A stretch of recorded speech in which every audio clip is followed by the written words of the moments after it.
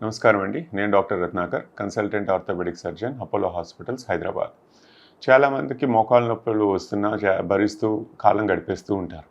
ఎప్పుడు ఆపరేషన్ చేయించుకోవాలని అందరికీ భయమే.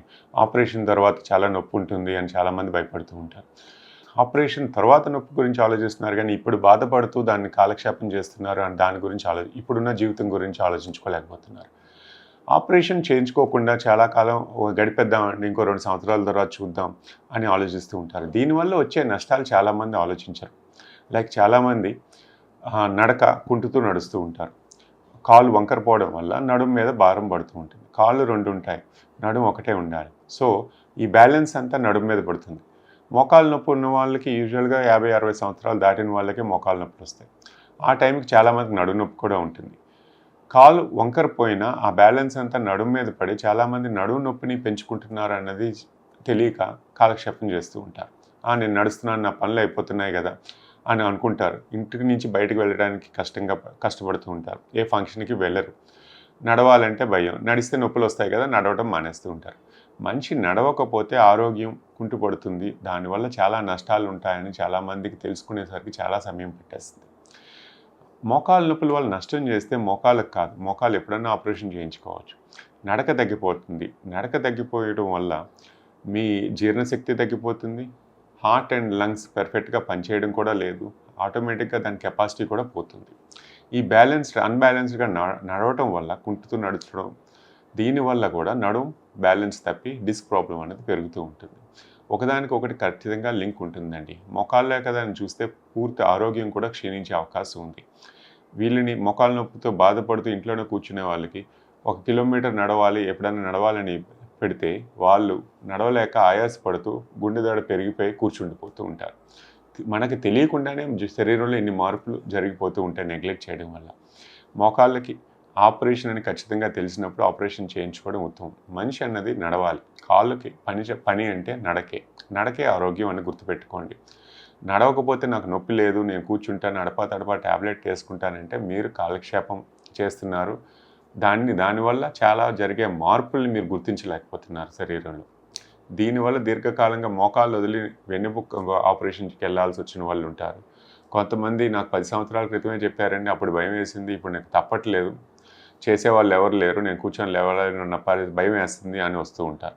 అలాంటి వాళ్ళకి అన్ని పరీక్షలు చేస్తే కొంతమందికి 100లో ఒక 10 మంది కన్నా హార్ట్ ప్రాబ్లమ్స్ బయటపడుతూ ఉంటాయి. ఎందుకంటే నడవకపోతే ఏం జరుగుతుంది అన్నది కూడా మీకు తెలియట్లేదు. మీ శరీరంలో జరిగే మార్పుల గురించి చాలామంది నెగ్లెక్ట్ చేస్తూ ఉంటారు. ఇలా నెగ్లెక్ట్ చేయకూడదండి.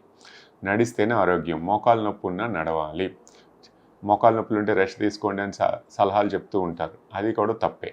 ఎత్తు పల్లాల మీద నడవద్దు, కింద కూర్చోవద్దు, మెట్లు ఎక్కొద్దు అన్న సలహా మాత్రమే చెప్తాం. కానీ మనిషి బతకాలి అంటే నడవాలి.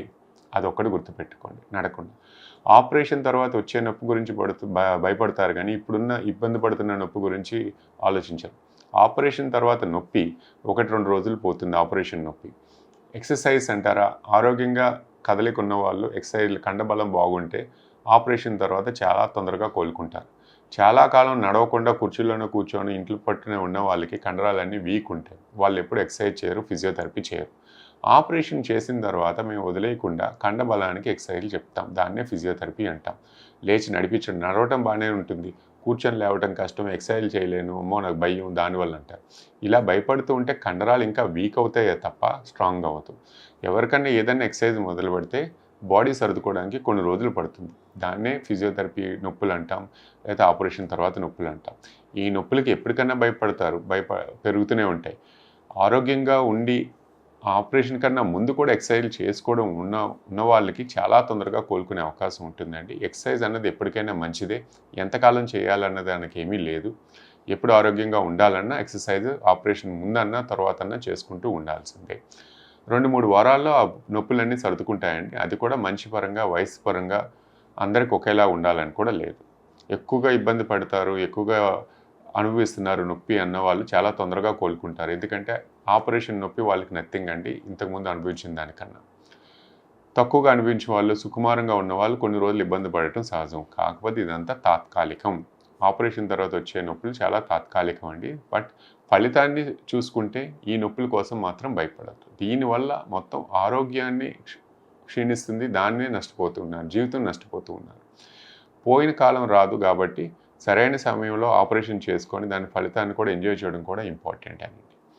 Thank you.